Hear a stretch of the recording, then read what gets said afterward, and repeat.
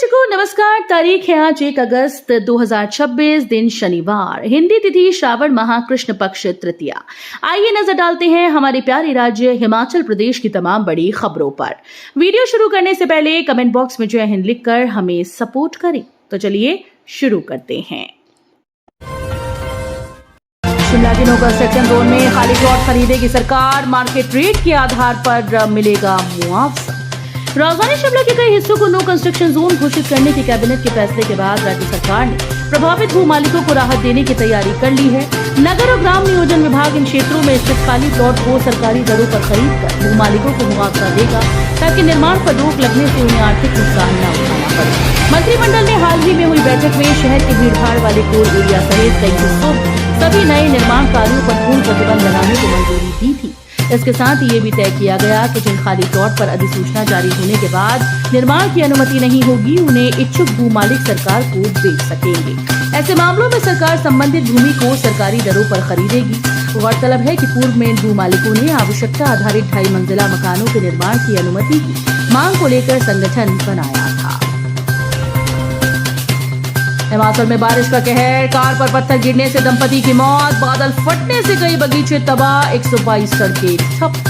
हिमाचल में मानसून एक बार फिर से रौद्र रूप दिखा रहा है। कुल्लू जिले के आनी में राणाबाग गेहुरी सड़क पर करोई गाड़ के पास एक दर्दनाक हादसा हुआ। पहाड़ी से गिरे पत्थरों की चपेट में आने से कार अनियंत्रित होकर खाई में गिर गई। इसमें रामपुर के निजी अस्पताल में कार्यरत डॉक्टर ब्रजलाल और उनकी पत्नी सुनीता की मौके पर मौत हो गई, जबकि उनकी बेटी भव्या घायल हो गई। वहीं मनाली की बुरुआ पंचायत के शिलिंग नाले में बादल फटने से भयंकर तबाही मची।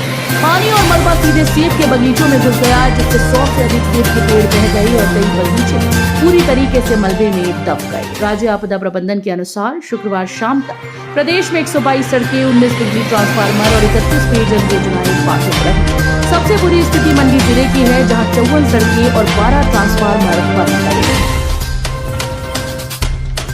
एक्सटेंशन को सरकार की मंजूरी जरूरी, सरकार ने पॉलिसी में संशोधन कर 15 साल तक की संचालन की अवधि। प्रदेश में अलॉट हुई इको टूरिज्म साइट्स के संचालकों को संशोधित पॉलिसी का लाभ कैबिनेट के फैसले पर ही मिल सकेगा। इसके लिए संचालकों को सबसे पहले विभाग के समक्ष इस संबंध में प्रस्ताव प्रस्तुत करने पड़ेंगे। इसके बाद मामला राज्य सरकार के पास भेजा जाएगा। लिहाजा कैबिनेट की हरी झंडी मिलने के उपरांत संचालकों को संशोधित पॉलिसी के तहत साइट्स के संचालन की बड़ी अवधि का लाभ मिल सकेगा। जानकारी के अनुसार राज्य में वन विभाग ने अभी तक 17 इको टूरिज्म साइट्स को 4 चरणों में आवंटित किया है। इसमें विभाग के शिमला सर्कल के 2, कुल्लू और धर्मशाला की 6, रामपुर सर्कल 2 और चंबा की 1 साइट शामिल है।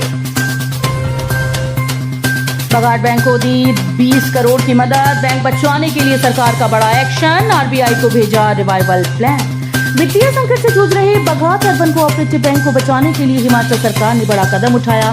सरकार ने बैंक के लिए रिवाइवल प्लान तैयार कर भारतीय रिजर्व बैंक को भेज दिया है। जानकारी के अनुसार इस योजना के तहत सरकार ने बैंक को 20 करोड़ रुपए की वित्तीय सहायता प्रदान की।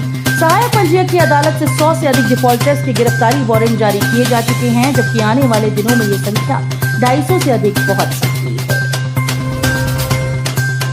धर्मशाला कॉलेज के कॉमर्स ब्लॉक में एक साथ मिले 20 जहरीले सांप।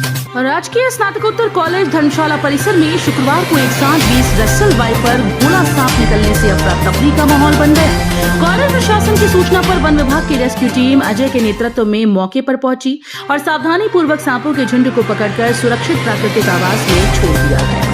धर्मशाला कॉलेज में कॉमर्स ब्लॉक में ओल्ड हॉल के साथ स्थित फिजिकल एजुकेशन विभाग के पास सांपों को रेस्क्यू किया गया। यहाँ करीब 20 रसल वाइपर थे, जिनमें एक मादा जबकि अन्य उसके बच्चे बताए जा रहे हैं। समय रहते सांपों को सुरक्षित पकड़ लिए जाने से किसी प्रकार की अप्रिय घटना नहीं हुई। रसल वाइपर भारत के सबसे विषैले सांपों में से एक माना जाता है। इसके काटने पर तत्काल उपचार न मिलने की स्थिति में पीड़ित की जान को गंभीर खतरा हो सकता है। विशेषज्ञों के अनुसार इसके विष का असर रक्त के थक्के बनने की प्रक्रिया और शरीर के महत्वपूर्ण अंगों पर पड़ता है, इसलिए इसके काटने पर बिना देरी किए नजदीकी अस्पताल पहुंचना चाहिए। महिला कांस्टेबल पर कथित आपत्तिजनक टिप्पणी मामले में गायक गोपी जैक्स के खिलाफ एफआईआर दर्ज। जिला पुलिस शिमला ने महिला कांस्टेबल के संबंध में कथित आपत्तिजनक और अपमानजनक टिप्पणी किए जाने के मामले में गोपी जैक्स के खिलाफ एफआईआर दर्ज की। पुलिस के अनुसार महिला कांस्टेबल दीपिका ठाकुर की शिकायत के आधार पर महिला पुलिस थाना बीसीएस में भारतीय न्याय संहिता की विभिन्न धाराओं के तहत मामला दर्ज कर जांच शुरू कर दी गई। शिकायत में आरोप लगाया गया कि एक प्रेस वार्ता के दौरान गोपी जैक्स ने महिला कांस्टेबल के संबंध में सार्वजनिक रूप से आपत्तिजनक और अपमानजनक टिप्पणियां की। कंगना रनौत के गटर छाप वाले बयान पर गरमाई सियासत, मंत्री विक्रमादित्य सिंह ने किया तीखा पलटवार। मंडी के भाजपा सांसद कंगना रनौत के द्वारा नई पीढ़ी के युवाओं जेनजी को लेकर की गई विवादित टिप्पणी के बाद अब हिमाचल प्रदेश में सियासत गर्मा गई है। प्रदेश के लोक निर्माण विभाग मंत्री विक्रमादित्य सिंह ने कंगना पर तीखा ज़बानी हमला बोलते हुए उनके बयानों को देश के युवाओं का घोर अपमान करार दिया।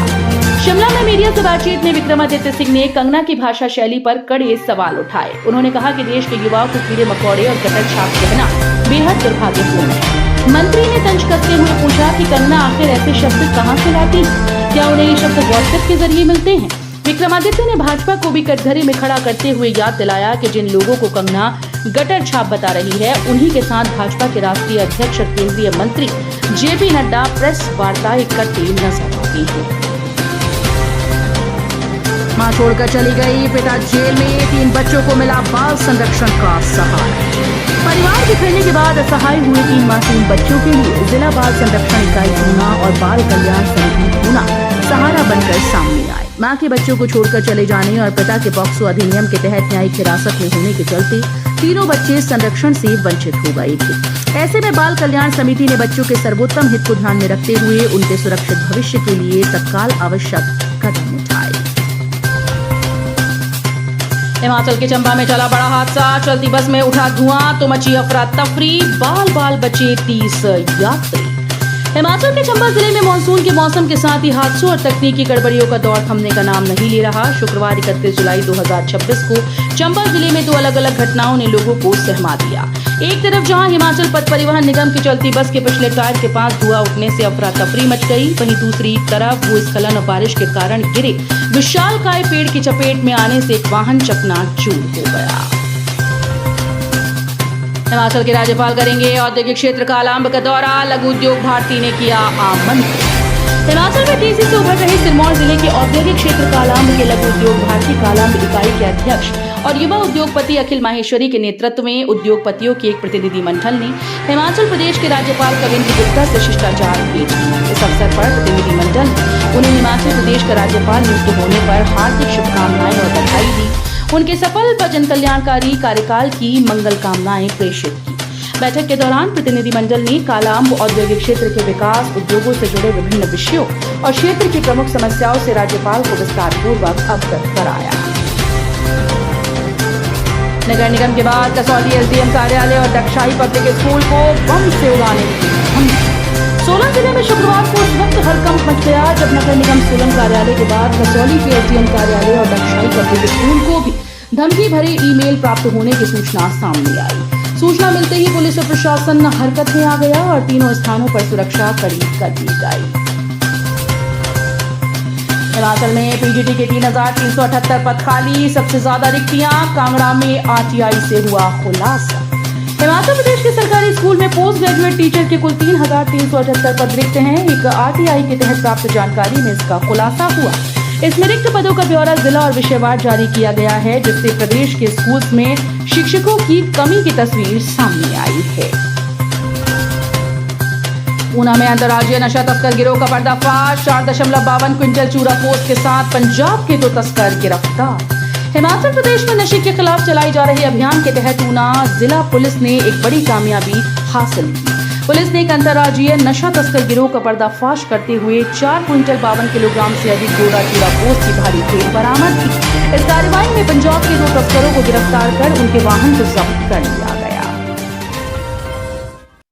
सऊदी अरब में मौत से जंग लड़ रहा अम्बोटा का मुनीश, एयर एम्बुलेंस के लिए 8.90 लाख की दरख्वास्त। एक बूढ़ी मां की पथराई आंखें घर की चौखट पर बेटे की सलामती की दुआ कर रही हैं तो पत्नी इस दिन के इंतजार में है जब उसका सुहाग सकुशल लौटकर वापस आएगा। लेकिन हजारों किलोमीटर दूर सऊदी अरब के एक अस्पताल में जिंदगी और मौत के बीच झूल रहे मुनीश कुमार की वतन वापसी अब पैसों पर अटक गई है। हिमाचल प्रदेश के जिला ऊना के उपमंडल कगरेट की ग्राम पंचायत अम्बोटा के रहने वाले मुनीश की दोनों किडनियां जवाब दे चुकी हैं और कई गंभीर बीमारियों ने उन्हें जख्म किया है। तो ये थी आज की फटाफट खबरें। हम मिलेंगे अगले बुलेटिन में, तब तक के लिए धन्यवाद। जय हिंद।